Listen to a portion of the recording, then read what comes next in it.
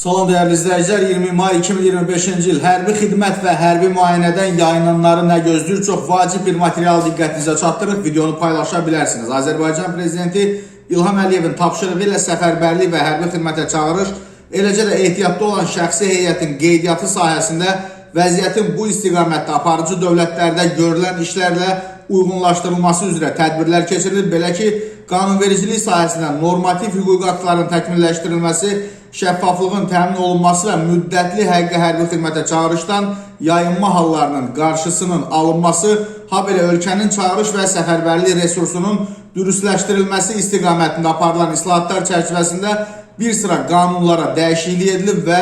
həmçinin çağırışçılar və hərbi vəzifəlilər özləri haqqında məlumatları vaxtında vermədikdə möhlətləri olanlar tələb edilən vaxtda xidmətin qeydiyyatda olduqları struktur bölmələrinə gəlmədikdə barələrində İnzibati Xətalar Məcəlləsi və Cinayət Məcəlləsinə əsasən tətbiq olunacaq tədbirlər də sərtləşdirilib dəyərli izləyicilər və bununla bağlı Səfərbərlik Xidmətinin şöbə rəisi Pərviz Sədrəddinov bir açıqlama verib və qeyd edib ki,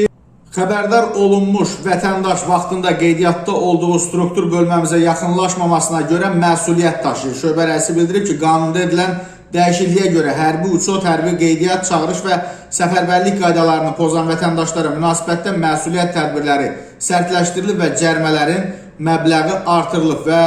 qeyd olunub ki, 2020-ci ildə 44 günlük vətən müharibəsi zamanı hamının dəmir yumruq ətrafında birləşərək vətənin müdafiəsinə getmək istəməsi vətəndaşların həmrəyliyini və gücünü nümayiş etdirdi.